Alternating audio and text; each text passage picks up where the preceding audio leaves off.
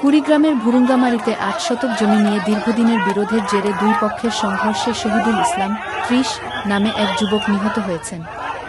এ ঘটনায় পুলিশের সাঁড়াশি অভিযানে বিপুল পরিমাণ দেশীয় অস্ত্রসহ ১৭ জনকে গ্রেপ্তার করা হয়েছে।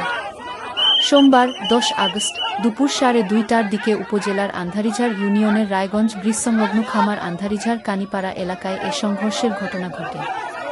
নিহত শহীদুল ইসলাম ওই এলাকার আব্দুল শেখের ছেলে। পুলিশ জানায়, আব্দুল শেখ ও শুক্কুর আলীর মধ্যে প্রায় ৮ শতক জমি নিয়ে দীর্ঘদিন ধরে বিরোধ চলে আসছিল। স্থানীয়ভাবে কয়েক দফা সালিশ এবং ইউনিয়ন পরিষদের গ্রাম আদালতের মাধ্যমে বিরোধ নিষ্পত্তির চেষ্টা করা হলেও তা সফল হয়নি।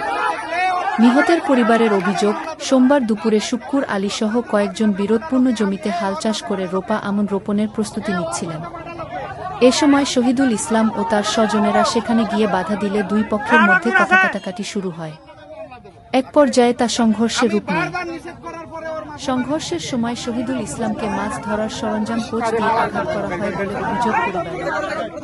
গুরুতর আহত অবস্থায় তাকে হাসপাতালে নেওয়া হলে কর্তব্যরত চিকিৎসক মৃত ঘোষণা করেন। খবর পেয়ে ভুরুঙ্গামারী থানা পুলিশ ও পুলিশ সার্কেলের সহকারী পুলিশ সুপার মুনতাসির মামুন ঘটনাস্থলে গিয়ে পরিস্থিতি নিয়ন্ত্রণে নেন।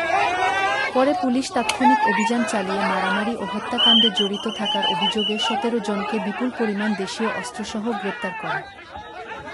সহকারী পুলিশ সুপার মুনতাসির মামুন জানান, জমিজমা নিয়ে দীর্ঘদিনের বিরোধ থেকেই সংঘর্ষের সূত্রপাত। নিহতের পরিবারের কাছ থেকে এজাহার পাওয়ার পর আসামির সঠিক সংখ্যা নির্ধারণ করা হবে। স্থানীয়দের তথ্যমতে আরও ২ থেকে ৩ জন ব্যক্তি পলাতক রয়েছেন। তাদের গ্রেপ্তারে অভিযান চলছে। এ ঘটনায় জড়িতদের বিরুদ্ধে আইনগত ব্যবস্থা নেওয়ার প্রক্রিয়া চলছে। নিহতের মরদেহের বিষয়ে প্রয়োজনীয় আইনগত কার্যক্রম প্রক্রিয়াধীন রয়েছে। তথ্য ভিডিও চিত্রে ছিলেন রুহুল আমিন রুকু, কুড়িগ্রাম জেলা প্রতিনিধি।